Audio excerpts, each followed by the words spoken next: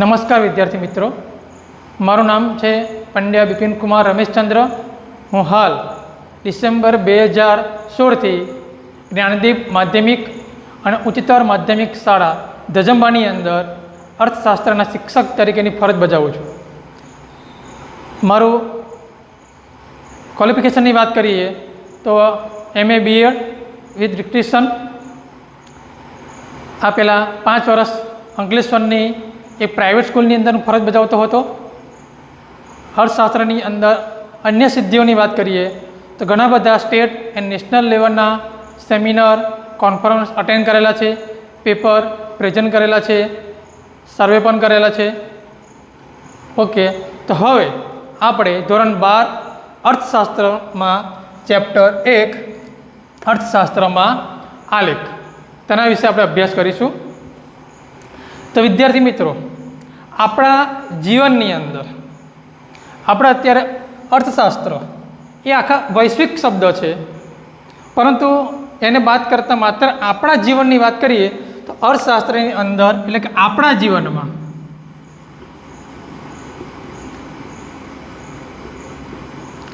ઘણી બધી ઘટનાઓ બનતી હોય છે. આ ઘટનાઓ 2 પ્રકારની હોય છે. એક આર્થિક ઘટના અને બીજી હોય છે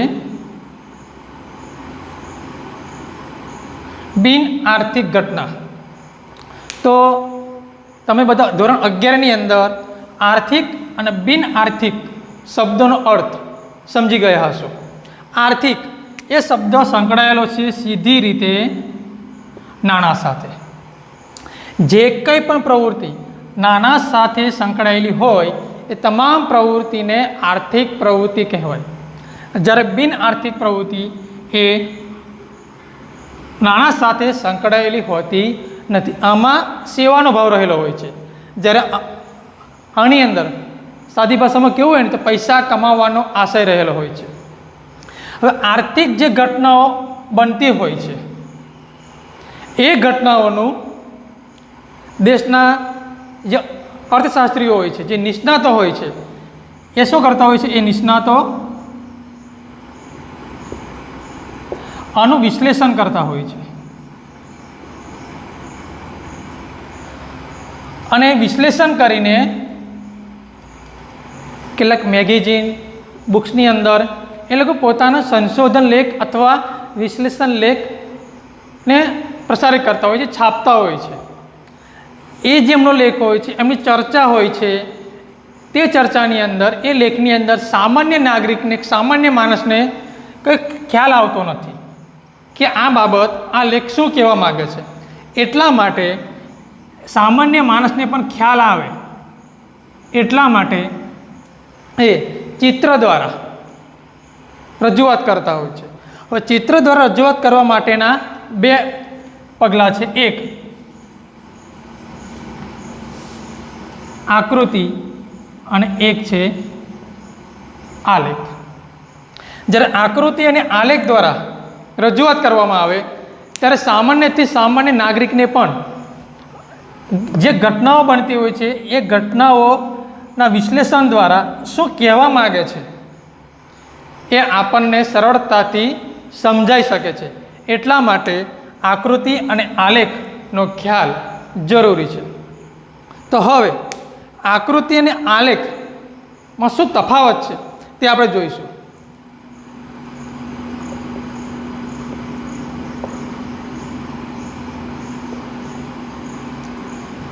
તો આકૃતિની અંદર જ્યારે આકૃતિની રજૂઆત કરવી હોય તો પહેલાં આકૃતિ કોને કહેવાય? તો આમાં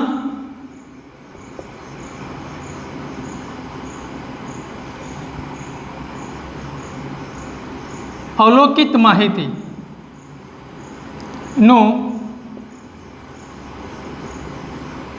ચિત્ર દ્વારા પ્રતિનિધિત્વ કરતું માપ એટલે આકૃતિ. આ જ વ્યાખ્યા આલેખની અંદર પણ આવે છે. એટલે કે બંનેની વ્યાખ્યા સરખી છે, આકૃતિ અને આલેખની. તો તફાવત ક્યાં આવ્યો? જો વ્યાખ્યા સરખી હોય તો તફાવત ક્યાં છે? તફાવત એ છે કે આકૃતિમાં જે માહિતી હોય છે એ સ્પષ્ટ હોય છે, એટલે કે અસતત. જ્યારે આમાં જે માહિતી હોય છે એ અસ્પષ્ટ હોય છે. ટૂંકમાં આકૃતિમાં જે માહિતી હોય એ સીધી હોય છે. દાખલા તરીકે ધોરણ 12ની અંદર વિદ્યાર્થીઓની સંખ્યા તો 30 છે, તો માહિતી સ્પષ્ટ છે. કેટલી માહિતી? વિદ્યાર્થીઓની સંખ્યા કેટલી છે? 30. પણ એવું કહેવામાં આવે કે ધોરણ 12ની અંદર વિદ્યાર્થીઓની સંખ્યા લગભગ 30 હશે, તો આમાં આંકડાકીય માહિતી સ્પષ્ટ નથી. જ્યારે આકૃતિ દોરવામાં આવે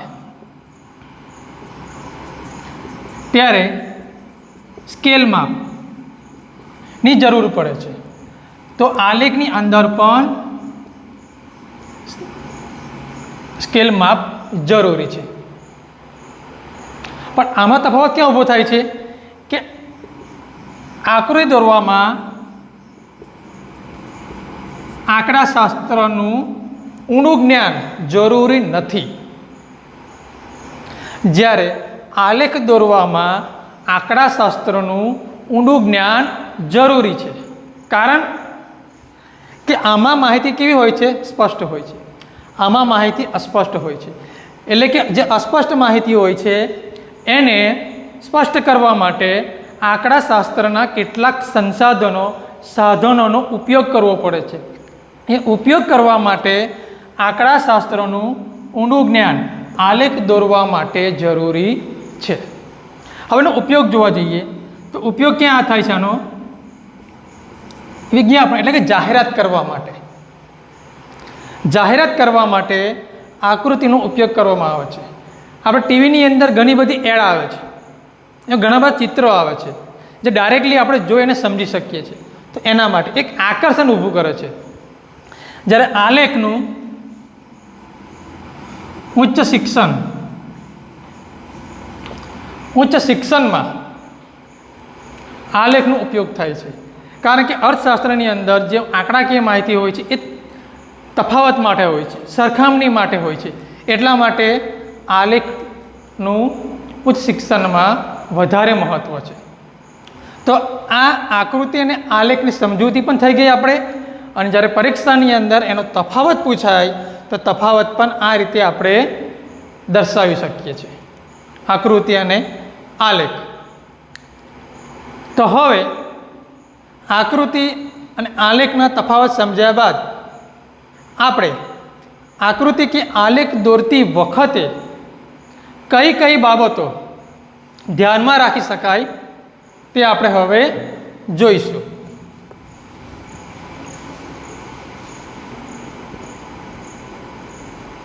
આપણે આપણને ક્યાં ઉપયોગી છે ત્યાર પછી આપણે એનું ધ્યાનમાં રાખવાની બાબત જોઈશું. તો એનું મહત્ત્વ જોઈએ, આકૃતિ અને આલેખનું મહત્ત્વ. તો પહેલું મહત્ત્વ છે સ્પષ્ટ અને સરળ. આપણે જે કંઈ પણ આંકડાકીય માહિતી આપી હોય તો આંકડાકીય માહિતીના આધારે આપણે સીધું જ એનું વિશ્લેષણ કરી શકતા નથી. કારણ કે દરેક વ્યક્તિની અંદર એટલું જ્ઞાન નથી હોતું કે એનું સરળતાથી વિશ્લેષણ કરીને તુલનાત્મક અભ્યાસ કરી શકે. તો એના માટે આકૃતિ અને આલેખ એ માહિતીને સ્પષ્ટ રીતે સમજી શકે છે અને સરળ રીતે તેનું વિશ્લેષણ પણ કરી શકે છે. એટલા માટે આકૃતિ અને આલેખનું જ્ઞાન જરૂરી છે. ત્યાર પછી બીજો મુદ્દો છે મહત્ત્વમાં વલણો. તો અર્થશાસ્ત્રની અંદર કોઈ એક વર્ષની માહિતી નથી હોતી, ઘણા બધા વર્ષોની માહિતી હોય છે. તો આ બધા વર્ષોની માહિતીમાં આપેલા વલણોનો સરળતાથી અભ્યાસ કરવા માટે આકૃતિ અને આલેખ ખૂબ જ ઉપયોગી છે. વલણોને સમજવા માટે અને જાણવા માટે. ત્યાર પછી સમજ.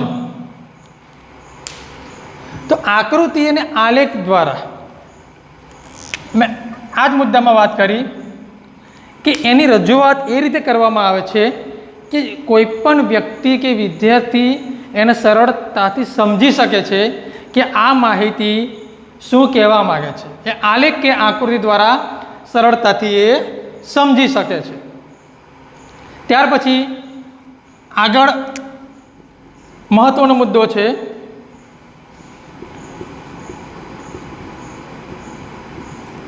સરખામણી, તુલના કરવી. તો ઘણી બધી આર્થિક ઘટનાઓ બનતી હોય છે અલગ અલગ ક્ષેત્રમાં. તો અર્થતંત્રની અંદર જે અલગ અલગ ક્ષેત્રમાં જે આર્થિક ઘટનાઓ બનતી હોય છે એ આર્થિક ઘટનાઓ એક ઘટના અને બીજી ઘટના અથવા એક ક્ષેત્રનો બીજા ક્ષેત્ર સાથે તુલનાત્મક અભ્યાસ કરવા માટે, એની સરખામણી કરવા માટે આકૃતિ અને આલેખ ખૂબ જ ઉપયોગી છે.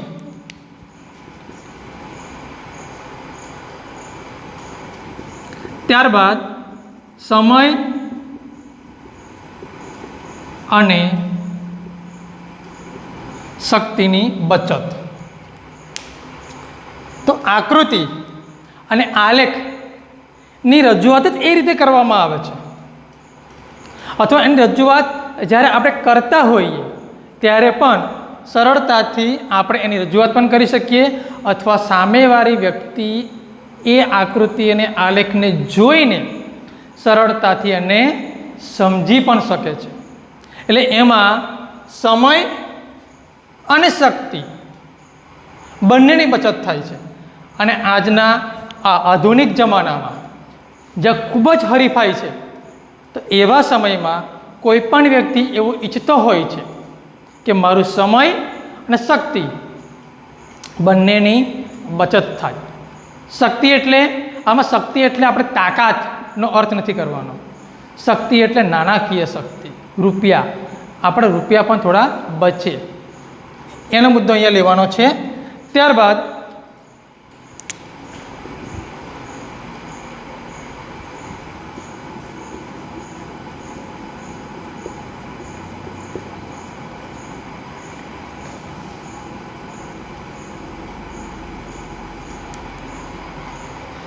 સિદ્ધાંતોની સમજૂતી. અર્થશાસ્ત્રની અંદર ઘણા બધા એવા સિદ્ધાંતો આવે છે જેની સમજ જો આપણે મેળવવી હોય તો આકૃતિ કે આલેખ દ્વારા સરળતાથી મેળવી શકીએ છીએ. જે આપણે ધોરણ 11ની અંદર શીખી ગયા છે.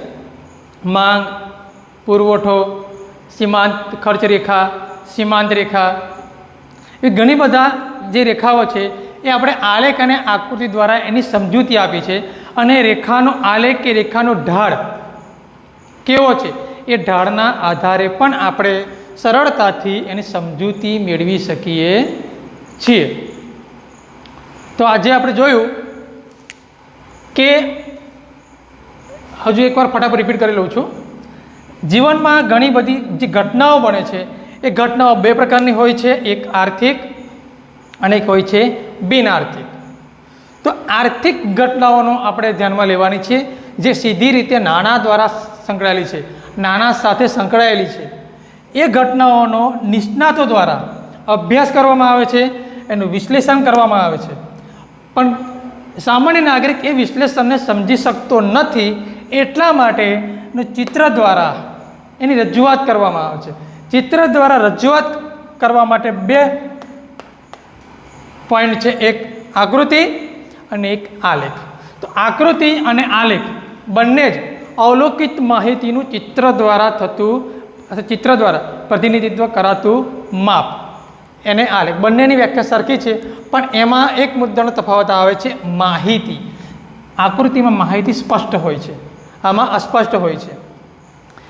બંનેમાં સ્કેલ માપની જરૂર છે, પરંતુ આકૃતિમાં આંકડાશાસ્ત્રના ઊંડા જ્ઞાનની જરૂર પડતી નથી. ઉપયોગની વાત કરીએ તો જાહેરાત કરવા માટે આનો ઉપયોગ થતો હોય છે, જ્યારે ઉચ્ચ શિક્ષણમાં આલેખનો ઉપયોગ થતો હોય છે. હવે એનું મહત્ત્વ જોઈ લઈએ બીજી વાર. સ્પષ્ટ અને સરળ. સરળતાથી એ માહિતીને આપણે સમજી શકીએ છીએ અને વિચારી શકીએ છીએ. વલણો, જુદા જુદા વર્ષના વલણોને સમજવા માટે સમજ માહિતી આપેલી હોય, આંકડાકીય માહિતી, એ માહિતી આપેલી જ હોય એના આધારે કયો આલેખ દોરવો એની સમજ આપણને સ્પષ્ટ રીતે પણ ખ્યાલ આવી જાય છે. એ સમજવા માટે, સરખામણી કરવા માટે અર્થતંત્રના વિવિધ ક્ષેત્રો, ખેતી, ઉદ્યોગ, સેવા, એ ત્રણેયની સરખામણી કરવી હોય તો સરળતાથી કરી શકાય છે. સમય અને શક્તિની બચત થાય છે અને સિદ્ધાંતોની સમજૂતી આપણે મેળવી શકીએ છીએ. તો હવે આપણે આગળ વધીશું.